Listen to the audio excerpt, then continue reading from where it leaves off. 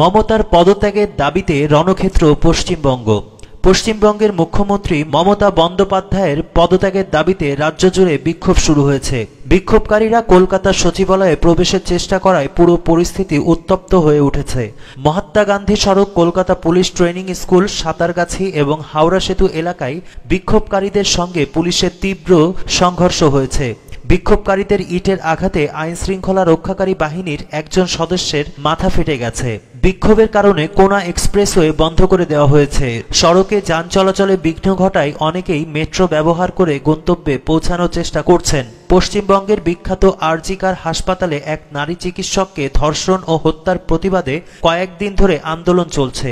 পরে এই আন্দোলন মমতার পদত্যাগের দাবিতে পরিণত হয়। দফা ১, দাবি ১, মমতার পদত্যাগ। প্লেকার্ডে এসব স্লোগান লিখে রাস্তায় নেমেছেন শিক্ষার্থীরা। বিক্ষোভকারীরা পশ্চিমবঙ্গের সচিবালয় নবান্নে প্রবেশের চেষ্টা করলে সেখানে ব্যাপক সংঘর্ষ বাধে। বিক্ষোভকারীদের ছত্রভঙ্গ করতে পুলিশ কাঁদানে গ্যাস ও জলকামান ব্যবহার করে।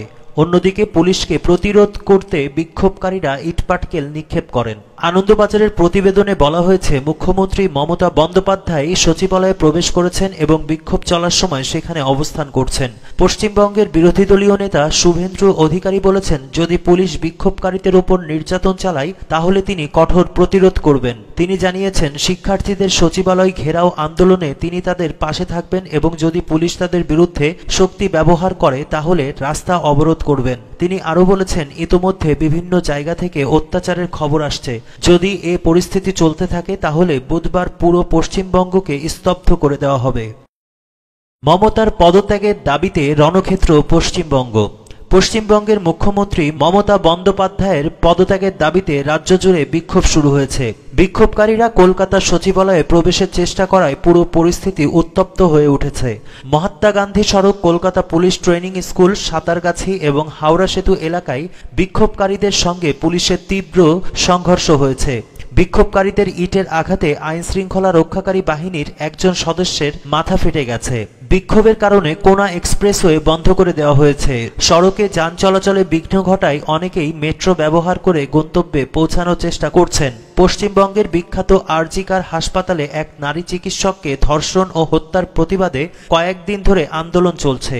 পরে এই আন্দোলন মমতার পদত্যাগের দাবিতে পরিণত হয়। দফা ১, দাবি ১, মমতার পদত্যাগ। প্লেকার্ডে এসব স্লোগান লিখে রাস্তায় নেমেছেন শিক্ষার্থীরা। বিক্ষোভকারীরা পশ্চিমবঙ্গের সচিবালয় নবান্নে প্রবেশের চেষ্টা করলে সেখানে ব্যাপক সংঘর্ষ বাধে।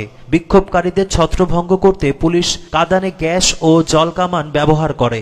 অন্যদিকে পুলিশকে প্রতিরোধ করতে বিক্ষোভকারীরা ইটপাটকেল নিক্ষেপ করেন।